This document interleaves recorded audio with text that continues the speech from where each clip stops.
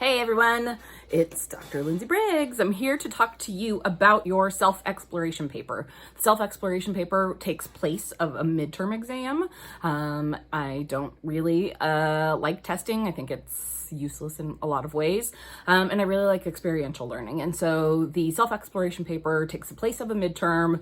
It's 100 points for the paper, and it's something that's fun. And I think that's something that's more important than just testing sort of routine sort of memorization and other sort of things. So the due dates are listed on Blackboard and in the syllabus. You're gonna first do a topic selection where you're telling me what your topic of exploration is going to be. That'll be easy peasy. Just submit it. One sentence, it could be more, but just one sentence. This is what I'm doing and why. But if you want to write more, sometimes people have other things that they want to go into depth about in terms of why they're doing it. And then the paper itself will be due right before Thanksgiving. And so we can spend all semester sort of learning and growing and doing all sorts of things. And then you'll reflect upon it from there. So why do we do this paper? Well, the purpose of this paper is for you to explore yourself, your sexuality, your sort of sense of self in relation to all of those sort of things by trying something that you normally wouldn't do or haven't done or something that pushes you a little bit. It is taking you out of your comfort zone, but in a safe way. I don't want you doing anything that makes you feel unsafe or dangerous or other sort of things, but I do want you to push yourself, because that's part of college and part of this class is saying, hey, how do I get to know myself better? How do I get to see who I am, what my values are, and those sort of things. As I said, it's also part of an experiential learning process. So the experiential learning process is you do something, you reflect on something, and then you say, hey, what does this actually mean in towards of my life? And so this is a paper that captures the experiential learning cycle pretty well. What are you going to do? Well, that's up to you. It's up to every person to figure out how they want to explore sort of their sexual self and their sexual life and what they sort of feel about themselves. This can take place in a lot of different ways. The first and most common way that people choose to do this project is to explore some sort of personal sexual experience, whether it be masturbating for the first time, whether it be trying anal sex with a partner for the first time, whether it be any sort of sexual behavior that you've never done before. A lot of people will try something new within themselves that maybe they've always wanted to do, but didn't have necessarily the courage to do, or didn't have the education or knowledge to do. And so this is an opportunity to just try something new.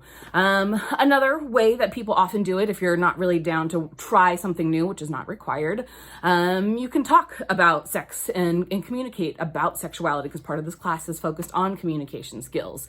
Is there somebody that you've always wanted to talk to about sexuality? Could it be somebody like a priest or a pastor or a rabbi or whatever sort of religious background that you have? Is there somebody there that you would want to talk about? Like, how does our religion think about these sort of things? Maybe you're interested someday in being a sex therapist. Interview a sex therapist, ask them what their job is like and how did they get there and what were their sort of training and these sort of things. Anything that would get you sort of an inside view to somebody who has a unique perspective on sexuality that you're curious about. And then finally, if that is still a little bit too uncomfortable, so if you don't want to do something personally, if you don't want to talk about it with somebody in a personal conversation, think about it in an educational or academic sort of way. Is there something that you could attend either virtually or in real life? How about a art museum sort of exhibit that's explicitly about sexuality? What about a workshop that talks about maybe a topic that you've never had experience with? The opportunities for this paper are pretty wide, and it's up to each person to figure out what's going to work for them. I can't tell you where your boundaries are because I don't know. Everybody's individual, and so it's up to you to figure out what your boundaries are and to figure out what is going to feel like a good, positive sort of experience for exploring these sort of things. Where does this happen? Well, we have to be mindful of COVID, obviously, and so we want to be mindful of that. A lot of times people want to go out and do things sort of in public spaces, and that's going to be a little bit harder now that we're in this sort of pandemic world.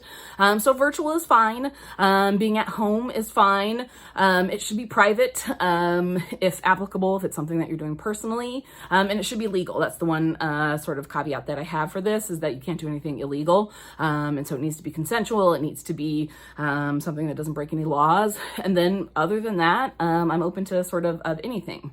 Who does it? You can do it. If you want to do it with somebody else, whether that be a sexual partner or with friends, totally fine to do it with someone else, as long as you have their consent to write about it and talk about the person that you did it with. You don't have to tell me who it was. You can be a pseudonym, whatever you want. You each have to write your own paper. So if there's more than one person in the class who want to team up and do something together, totally fine, but you have to write your own paper. And then the other person involved will be me. Ew, God, not like that, because that would be creepy. But in terms of, I'm the only person who's going to read your paper. These are very private papers. You can feel free to tell me anything that you want, big or small or any sort of thing. I've been teaching this class for 9 years. There's nothing that you're going to tell me that is going to shock me. And so I will be the only other person who's reading this. And so think of it as you, yourself, anybody you choose to involve, and then obviously me, because I have to read your paper and grade it. But it is private and confidential. Nobody else will see this. Okay. If you have any questions about this project, let me know. I'm happy to entertain them. Again, I don't know what is going to be something that pushes your boundaries. I am not you. And we have different life experiences, different sort of things. And so if you have an idea and you're not sure exactly how to turn it into a project, that's something that I'm happy to help you with. Don't just come and say, like, I don't know what to do. Well, I don't know what to do either. You're going to have to figure those sort of things out. Think about areas of growth that you want to do. Think about things that you want to explore, your sexuality, your sort of sensual desires, your academic learning, whatever it is. And then if you're still having trouble kind of figuring out what it is that you want to do, shoot me a message and we can talk through it. If you have a couple ideas and you're not really sure which one you want to do yet for your topic selection, you can put all of them. If you have 2 or 3 ideas of like, well, I might want to do this, or I might want to do this, and I'll approve them all. For some of these sort of projects, it's context specific. Something will pop up and you'll have an opportunity to try something new, and it might be something that would be worthy of writing a paper about.